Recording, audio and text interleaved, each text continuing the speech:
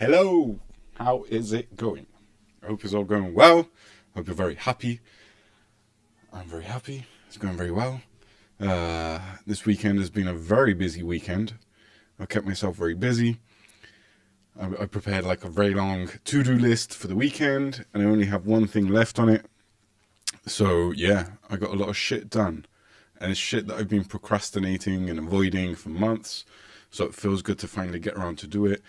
And I read somewhere time ago that using to-do lists is like it's like a gamification method for yourself. It's a way of like setting yourself goals, and every time you tick something off the list, it really gives you a sense of gratification.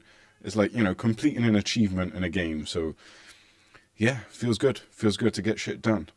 How about you guys? How are you guys doing? Let me know down in the comments. I try and read them all as soon as I can. But yeah, so the last few videos I've just been rambling on, and I guess this is what I'm going to be doing for a while. But I would like to work on some other stuff as well. I've been writing a song. That's something that's happened, like, very organically. I didn't really want to. I was just riding home on my bicycle. I came up with a tune, and so the truth is, I like singing a lot. I like playing music as well, but I specifically like singing. So I was thinking of trying to reach out to people and trying to find a way to like build a band or something, like join a band or something like that. It's just that I've never done this stuff, and I'm super scared about being judged badly on like how I sing and how I play. So do you guys have any advice on that? Do you guys know how to get into a band? How to reach out with people? How to yeah. Because I see there's some meetup groups and Facebook groups, and we also have like a group at work for musicians and stuff. But I feel really, really scared just to drop a message in there and say like, hey, I want to join a group. So the first thing I started thinking about when I had this thought was, okay, so what do you want to sing? What do you want to play? And I guess the thing that would be the most fun for me would be like Tenacious D or Electric Six, like some rock comedy kind of thing. And so I started thinking that, and then that turned into like an idea for a song. And so I started thinking of that in my head.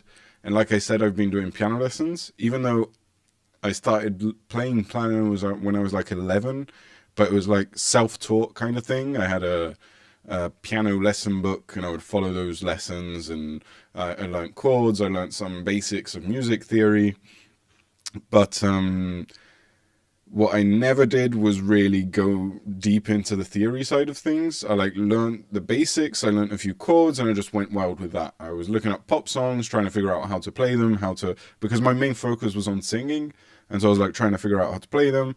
And in the past, I'd come up with song ideas, and I tried writing the music for it, and it was really hard. I didn't know where to start. I didn't know how to get the right chords with what I was singing. And now, with like 4 or 5 lessons, although it's a beginner's course, I feel like I've struck gold, because the teacher has realized that I'm not really a total beginner.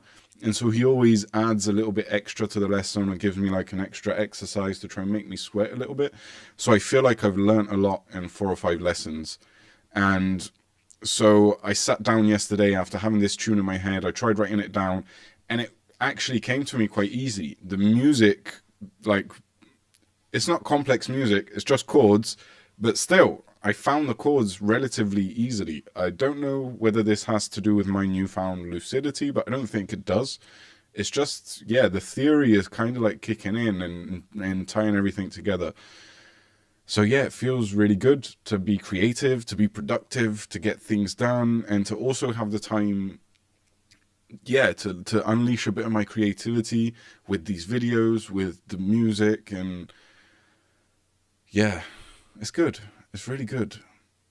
So I've done another few things. I was reading on Reddit the other day, and I'm going to leave a comment to this for credit to the guy that actually wrote it. But it was there was a post by someone that was asking, like, is it possible that my nightly weed, like the fact that I smoke weed every evening before going to bed, is making me like groggy the next day? Can weed give you like a a hangover, I guess was the question. And I always felt like that was the case. Not so much when I was smoking, I would feel it, but I'd feel it as soon as I'd quit. As soon as I'd quit, I could really tell that in the morning I'd wake up like this. I used to have like these crazy alarms. One that had a big vibrator thing under the pillow to wake you up. Another one that I had an alarm on my phone where I'd have to solve math equations to get up to turn the thing off. Because it was always really hard for me to get up in the morning. And now it's like I have a shitty alarm and it's just all I need is a little nudge. Wake up and I'm wide awake. So there's like a scientific explanation to this, which I never really looked into. And yeah, I'm going to leave it in the link. I'm not going to read the comment. But it's basically the idea is that smoking weed suppresses REM sleep. So what it basically means is that you don't really get into REM sleep. Whatever, if you don't know what REM sleep is, look it up because it's going to be explained better than me, better than how I'm going to speak it. I think it's rapid eye movement sleep, if I'm not mistaken. But yeah, what that basically means is that REM sleep is when your mind goes over things and thinks what to do in the next few days and tries to figure out, digests what just happened in the day that passed. And if you're smoking weed continuously day after day and you never get into that REM sleep phase, you're not allowing your mind to digest what's going on. You're not allowing your mind to prepare for what's to come through sleep. So, yeah, the point is there is no point to what I'm saying. It's just I really found this interesting. And I guess it's another reason not to smoke weed and another reason, or at least not to abuse it. I don't want to get the message through that weed is wrong and weed is bad because I don't believe that. I think it's really good and it can help a lot of people. And especially like as a medicine, I know it helps a lot of illnesses. And I don't think it should be illegal. I think it should be legal and it should be easy to access for those that want to access it. What I don't think is healthy is abusing it, is being addicted to it, like a lot of other stuff. But yeah, I guess this sleep thing, and the fact that now it's easier for me to wake up in the morning, stimulated me to do another thing that was on my to-do list and I'd been procrastinating about and trying to avoid, which is define a morning routine. So the reason I want to do that is, I guess the main reason is that I saw a video quite a while ago. Maybe I'll be able to find the link to that, I'm not sure. But it was basically, I think the title of the video was something very clickbaity, like, what's the key to success according to the greatest leaders in the world? What is it that all the greatest leaders in the world are doing that you should be doing too? And it all boiled down to the fact that this guy, I can't remember who he was. He was like a leader in like the mindfulness space. And what he said was, every morning he has the same routine, he would do the same things, and he'd end the routine by writing down 3 things he'd want to accomplish in the day, both in his personal life and on work. So I haven't gotten around to doing that 3 things a day thing yet, but the idea of having a routine really stuck in my mind. And I guess it ties together with what I learned while I was going to the psychologist last year.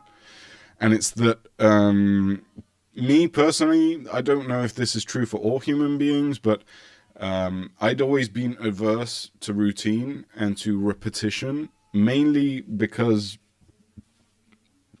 my dad was very fond of routine and repetition. And like, I always felt that he led a very monotonous and boring life.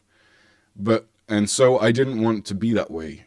And I guess I was probably burying this truth about me, which was that I actually find satisfaction in routine. I find grounding, and things make sense to me when I have a routine, and it frees up your mind to think about other things and to be productive and to be creative.